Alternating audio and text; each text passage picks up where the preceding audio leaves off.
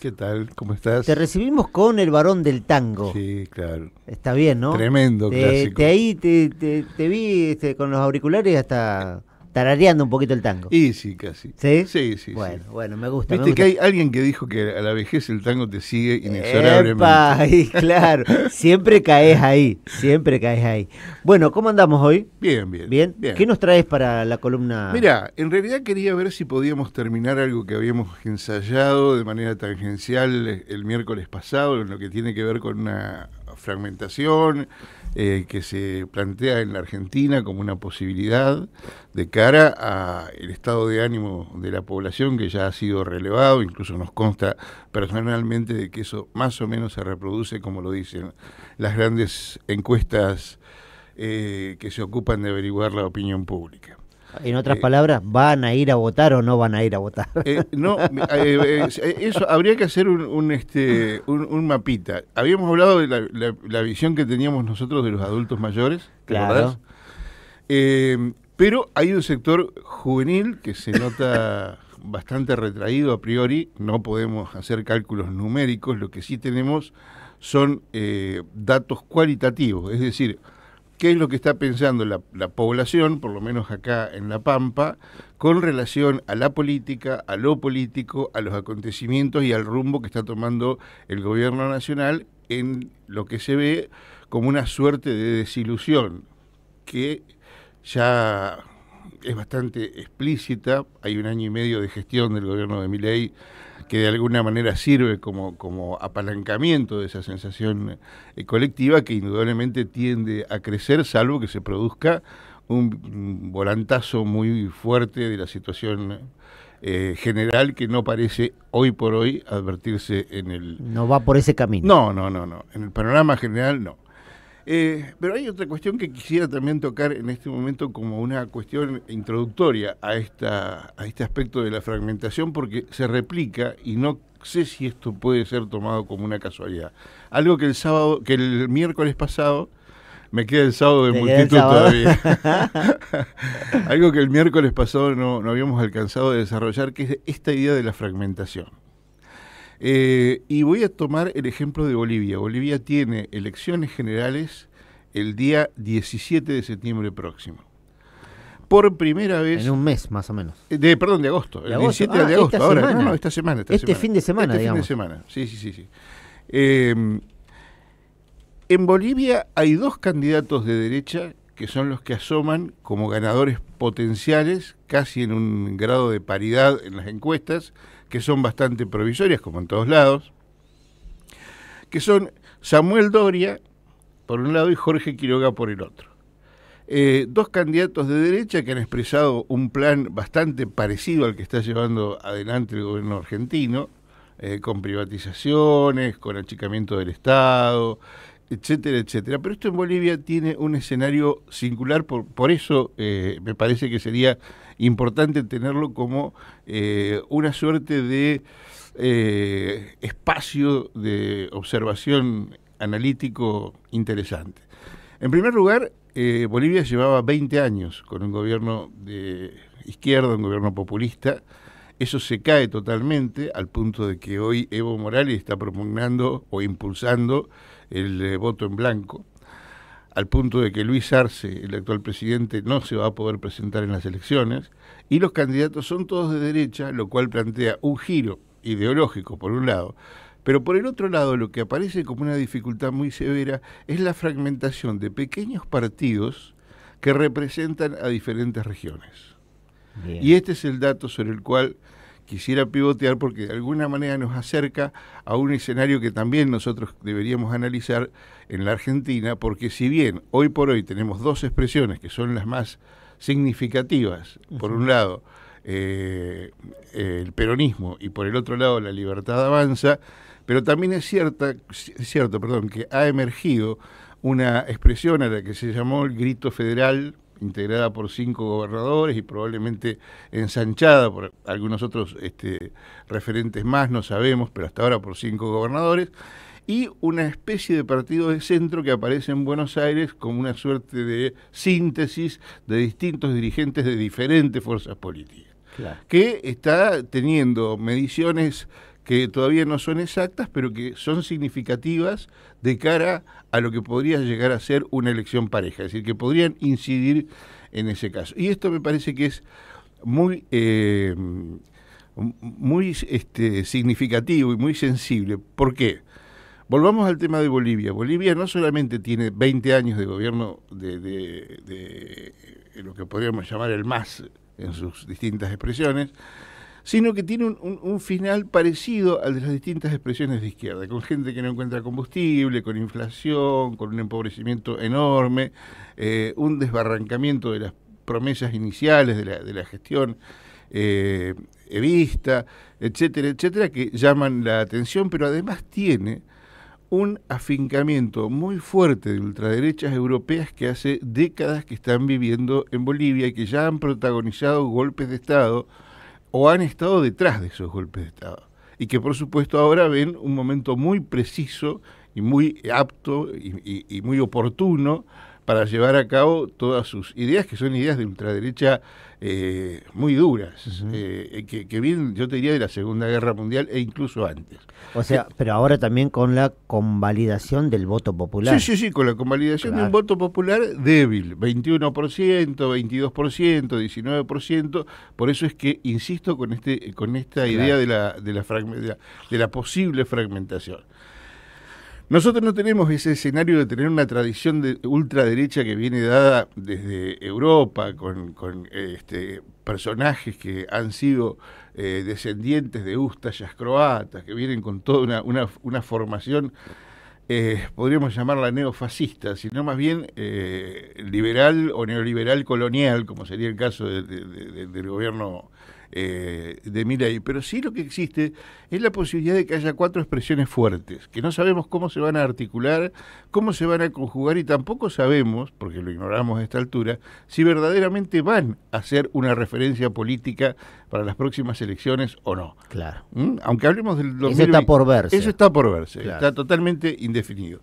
Pero en el caso que fuera definido, tenemos que ver qué es lo que de alguna manera explica esta pseudo o posible o probable fragmentación en un país que venía teniendo un equilibrio más o menos estable, con un bipartidismo que de alguna manera está sugerido por el esquema de la Constitución que tenemos desde el 2001 hasta acá, claro. Casi podríamos señalarlo. A mí me parece que eso tiene que ver con distintos factores, pero hay uno que es muy particular y sobre el cual se está haciendo poca referencia en las encuestas, que es la necesidad de relevar cuál es el estado de ánimo de la población. O sea, sabemos más cuál es el estado de ánimo de la población de Bolivia, aunque sea por los medios de comunicación, que cuál es el estado de ánimo de nuestro país. Yo estoy trabajando en esto con algunos amigos muy cercanos, personas muy cercanas, y nos damos cuenta de algunos factores que son importantes. Por ejemplo, la preocupación de la gente en la provincia de La Pampa, que no mide exactamente igual que el conurbano, que no mide exactamente igual que el conurbano rosarino, porque los conurbanos son fenómenos que mundialmente son inamovibles. Cuando hubo un conurbano en una ciudad, ya sea el de San Pablo, el de Rosario, el que sea, nunca pudo ser removido. Claro. Entonces, este es un dato demográfico y político fundamental. No es el caso de La Pampa. Pero sí lo que notamos, comparándola con años anteriores, es que hay preocupaciones que han bajado en el orden de factores que van formando la conciencia de la gente. Por ejemplo, hace unos años la inseguridad era el principal problema que tenía la Argentina, y La Pampa un poco no escapaba a eso, pero no tenía la misma, yo diría, la misma urgencia que tenía en otros lugares del país. Pero sí ahora lo que hay es una clara, un claro lo que llamaríamos miedo al futuro, pero al futuro inmediato. Ya no lo que tiene que ver con la inflación, de qué va a ser del año que viene, sino cómo llego a fin de mes. Claro. No me alcanza el sueldo, ¿qué puedo hacer? No tengo trabajo, etcétera, etcétera. O sea, ya no se programa de acá a 2 años qué vas a hacer, sino qué te pasa en 15 días. Y el miedo al otro, en una sociedad tan convulsa como la nuestra, que haya retrocedido a la tercera posición, porque este es el otro dato, también ha retrocedido la valorización de la democracia. Esto debemos decirlo con alguna preocupación.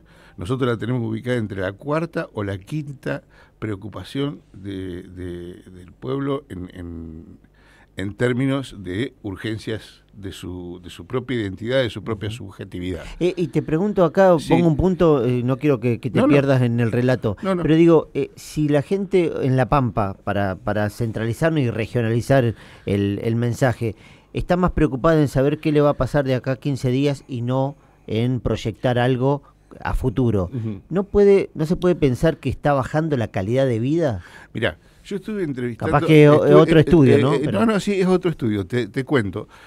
La referencia que yo te estoy haciendo de estas urgencias, de este ranking, vamos a denominarlo así, de urgencias, tiene que ver con el tipo de personas que decidimos entrevistar. Estamos entrevistando a personas que no tienen un salario fijo, que no son empleados ni del Estado ni del comercio, sino que son gente que trabaja por cuenta propia, que trabaja en casas particulares, que hace trabajos en quintas, que hace changas. Bueno, vive el día a día. Claro, es el día a día, pero es un segmento muy alto de la población, como en todos los lugares del mundo, es un segmento muy alto de la población. Ahí es donde es muy clara esa percepción, porque no está definida por una ideología, está definida por lo que podríamos llamar miedos o expectativas. Claro. Y bueno, en ese contexto, el primero de esos factores es este que yo te mencionaba: voy a perder el laburo, tendré laburo, ¿cómo hago para llegar a fin de mes? No me alcanza, estamos muy mal, quiero esperar que pase el invierno. Depende de los factores que gobiernan las coordenadas de su trabajo particular. Claro.